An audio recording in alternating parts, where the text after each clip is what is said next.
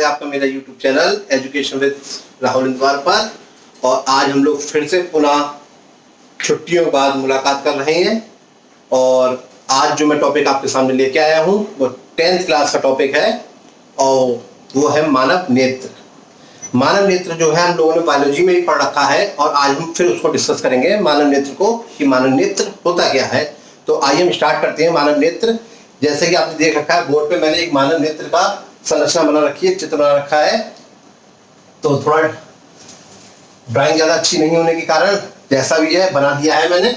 उसके मैंने कुछ पॉइंट्स लिखे हैं। जो नंबर 1 होता है दृढ़ पटल, दूसरा होता है कार्निया, तीसरा होता है दत्तक पटल और चौथा आइरस होता है, पांचवा पुतली और नेत्र तारा, छठा नेत्र तारा अलग है और जलीय द्रव, कशाप द्रव और दृष्टि पटल, पीत बिंदु और उसके बाद लास्ट में आता है हमारा अंध बिंदु। तो हम इसके बारे में ही डिस्कस करेंगे आज हम लोग। तो हम अपना वीडियो स्टार्ट करते हैं। सबसे पहले हम लोग लेते हैं दृढ़ पटल। सबसे पहले दृढ़ पटल क्या होता है तो मैं आपको बोलता जा रहा हूँ। आप लोग अगर कॉपी वगैरह और पेन लेके बैठे हो तो अपने कॉपी पे नोट भी करते जाइए कि मैं इसकी डेफिनेशन बोलूंगा, वो आप उस कॉपी को पे अपने नोट भी करते जाइए। तो मैं सबसे पहले स्टार्ट करता हूँ दृढ़ पटल से। दृढ़ पटल क्या होता है? मनुष्य का नेत्र एक खोखले गोले के समान होता है जो बाहर से एक दृढ़ व अपारदर्शी श्वेत परत से ढका रहता है। इस परत को दृढ़ पटल कहते हैं। ये जो आपका अपारदर्शी परत दिख रहा है इससे ढका रहता है, इसको हम कहते हैं दृढ़ पटल। दूसरे नंबर पे हमारा जो टॉपिक आता है वो आता है कार्निया। तो कार्निया क्या होता है? कार्निया की परिभाषा लिखिए आप लोग। दृढ़ पटल के सामने का भाग, दृढ़ पटल के सामने का जो भाग हो रहा है, ये जो भाग जा रहा है सारा, तो भाग उभरा हुआ तथा पारदर्शी होता है जिसे कार्निया कहती है। उभरा हुआ जो भाग दिख रहा है आपको, जो उभरा हुआ भाग है इसको हम लोग कहते हैं कार्निया। ये हमारा कहलाता है कार्निया। उसके बाद तीसरा टॉपिक हमारा जो आता है वो आता है रक्तक पटल।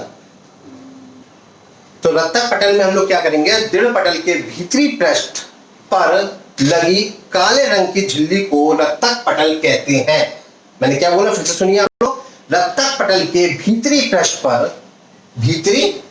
पर लगी हुई काले रंग की जो झिल्ली होती है, मैंने जो इसमें आपको दिखा दिया, बोर्ड पूरा भरा नहीं है, ये पूरा डार्क होता है ब्लैक कलर का। तो ये रक्तक पटल में जो ब्लैक कलर की जो पट्टी भरी हुई होती है वो कहलाती है आपके रक्तक पटल। तो दृढ़ पटल के भीतरी पृष्ठ पर लगी काले रंग की झिल्ली को रक्तक पटल कहते हैं। चौथा टॉपिक आपका आता है आइरस। आइरस क्या होता है? आपका रक्तक पटल भी खत्म हो गया है, मैं गोले करते जा रहा हूं। उसके बाद आपका आता है आइरस। आइरस क्या होता है? ये जो बनी हुई होती है आइरस के लिए इसकी डेफिनेशन क्या है? आइरस की डेफिनेशन लिखिए।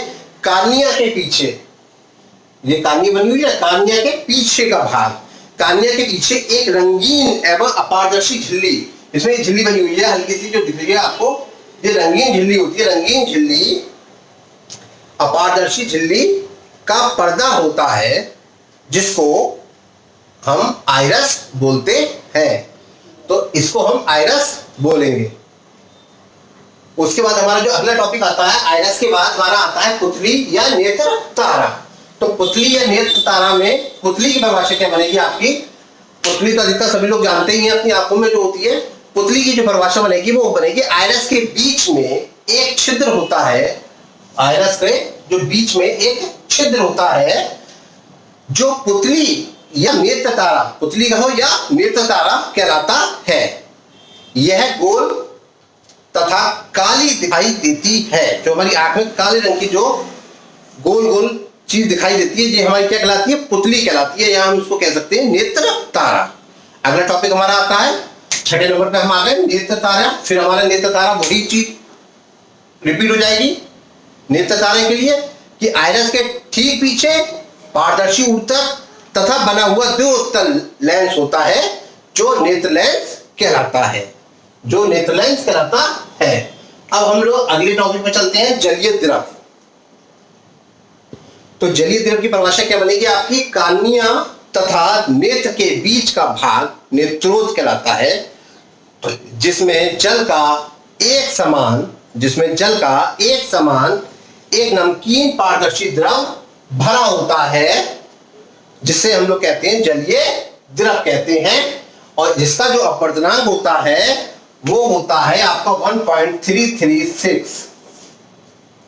ये जो जल का अपवर्तनांक हो गया आपका, जो उसके अंदर जलीय द्रव भरा होता है, उसका अपवर्तनांक आपका हो गया 1.336, 1.336। उसके बाद हमारा अगला आता है टॉपिक कछाप द्रव। कछाप द्रव हमारा क्या कहलाता है? कछाप द्रव की डेफिनेशन जो हम आप पढ़ेंगे, नेत्र लेंस तथा रेटिना के बीच भाग। नेत्र लेंस, मैं आपको हल्के इसलिए बोल रहा हूं ताकि आप अगर नोट कर रहे हो कॉपी पे तो धीरे धीरे आप लिखते भी जाइए। नेत्र लेंस तथा रेटिना के बीच का भाग कछाप कक्ष कहलाता है, जिसमें गाढ़ा पारदर्शी तथा उच्च अपवर्तनांक वाला द्रव भरा होता है, जिसे हम लोग कछाप द्रव कहते हैं। कछाप द्रव के बाद हमारा जो अगला टॉपिक आएगा वो आएगा दृष्टि पटल। दृष्टि पटल पे हमारा जो अगला टॉपिक है दृष्टि पटल, इसकी डेफिनेशन क्या बनेगी दृष्टि पटल की, कि रक्तक पटल के नीचे, ये जो आपकी रक्तक पटल है इसके नीचे से एक मांसपेशी जाती है जिसको हम कह देंगे आपकी दृष्टि पटल। तो इसकी परिभाषा लिखिए, रक्तक पटल के नीचे तथा नेत्र लेंस सबसे अंदर की ओर, तथा नेत्र लेंस सबसे अंदर की ओर एक पारदर्शी झिल्ली होती है, झिल्ली के आकार की होती है ये, जिसको हम लोग कह देते हैं रेटिना या दृष्टि पटल। ये हमारा इसके अंदर शो भी कर रखा है, ये हमारा कहलाता है रेटिना या दृष्टि पटल। उसके बाद हमारी आती है दृष्टि पटल के बाद पीत बिंदु। पीत बिंदु, तो पीत बिंदु की डेफिनेशन हमारी क्या बनेगी?